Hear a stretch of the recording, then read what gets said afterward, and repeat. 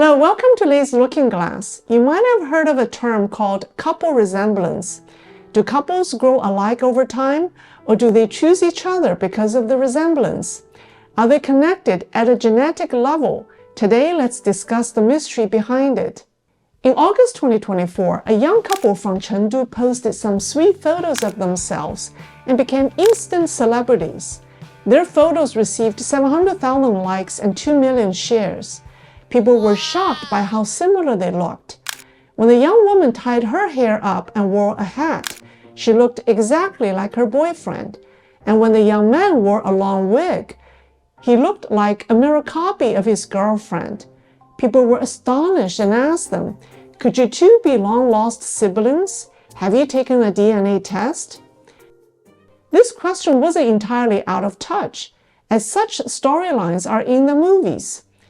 In Star Wars, for example, Luke Skywalker falls in love with Princess Leia when he saw her hologram, only to later discover that she is his twin sister.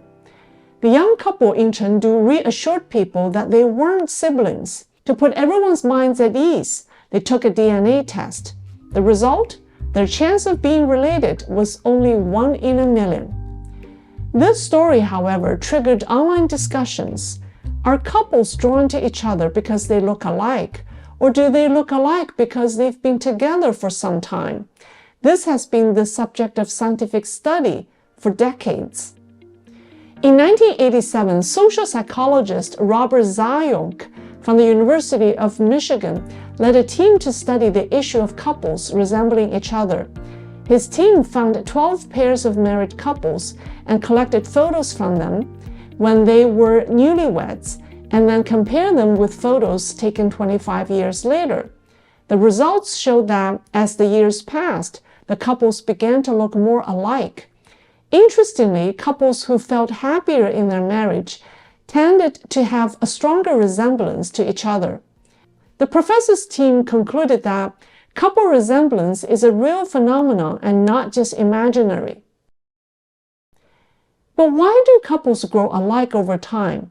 The team speculated that shared lifestyles, diets, living environments, and emotional connections over time might cause the pair to become more alike.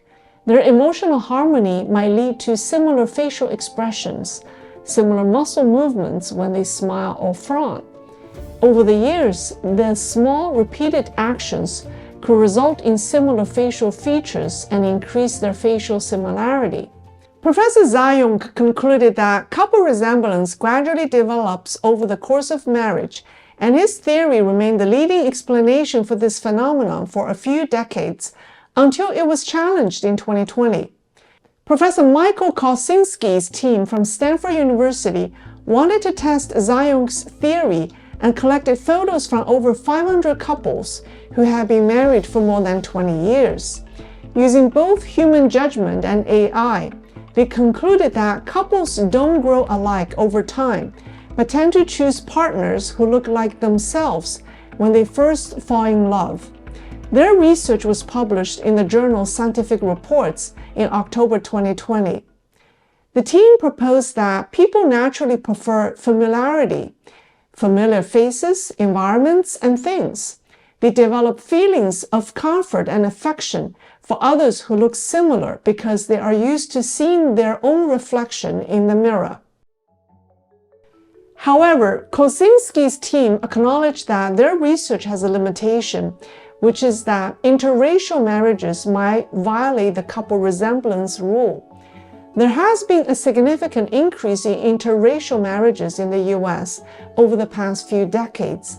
The percentage of interracial marriages in 1980 was only 7%, but by 2012 it had increased to 10%, and in 2015 it skyrocketed to 20%, and now I think it's even higher. Interracial couples may not look alike, but they may have a DNA connection. There is a biological reason for partners to choose each other. Couples seem to share a stronger DNA connection than unrelated individuals. The notion of fate, or the Chinese belief that a couple has been linked together at birth via a red thread, isn't just a romantic notion, but scientifically based. Please watch my previous video on fate and predestined affinity for more information. Recent discoveries suggest that what brings soulmates together might not just be a poetic metaphor, it could be embedded in our DNA. Professor Ben Domingue from the University of Colorado Boulder conducted a groundbreaking study on whether mate selection is influenced by genetics. While traditional beliefs assumed genetic randomness, statistical research now shows that people are more likely to marry those with similar traits. Used genetic data sets collected by the U.S. National Institute on Aging and analyzed single nucleotide polymorphisms, or SNPs, the building blocks of human genomes. They collected genomic data from over 9,000 individuals, including 825 married couples. The study estimated genetic similarity using 1.7 million SNPs across each person's genome. By comparing the genetic similarities of married couples to unrelated individuals, they found that couples showed significantly greater genetic similarity than randomly selected individuals. The findings, published in the Proceedings of the National Academy of Sciences in 2014, support the idea that humans tend to choose partners with similar genes, and indirectly validate the conventional idea that people tend to marry those who are similar to themselves or feel similar. It's almost saying that the genes of a couple have certain connections that two random people don't have. The genes in you and your spouse are inherited from both of your parents, and your parents in turn inherited them from their parents. It's as if, in the grand scheme of things, everyone's role in the world has already been mapped out genetically. The important people in your life have also been set, and we're all playing our parts according to an invisible script. With this in mind, doesn't the concept of destiny in marriage feel even more profound? Isn't this what people describe as fate? Donna and Alex are a happily married couple. Donna is American and Alex is from Canada. They met at work and fell in love. Days before their wedding, Alex was looking through his fiancée's childhood photos and was shocked. There, in one photo, he saw himself and his father. The photo was taken in Disney World in Florida. In the photo, Donna was 5 and was with her 2 brothers. They were posing with a cartoon character, while in the background, Alex's father was pushing Alex in a stroller. It's an unbelievable coincidence that Alex was in the same picture with his future wife at such a young age. What's even more unbelievable is that Donna and Alex crossed paths in childhood when they were living in different countries. It shows that fate does play a role in bringing people together, and that marriage is more than just a mere coincidence of 2 people meeting and falling in love.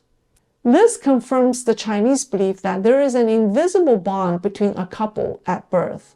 This bond is symbolized by the red thread in the Chinese culture.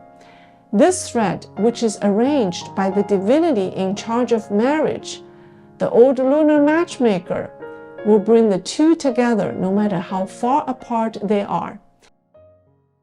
But have you ever considered that the concept of a predestined couple may be very similar to the concept of quantum entanglement? Quantum entanglement is a phenomenon in quantum physics where 2 or more particles become interconnected in such a way that the state of one particle instantly influences the state of the other or others, regardless of the distance between them.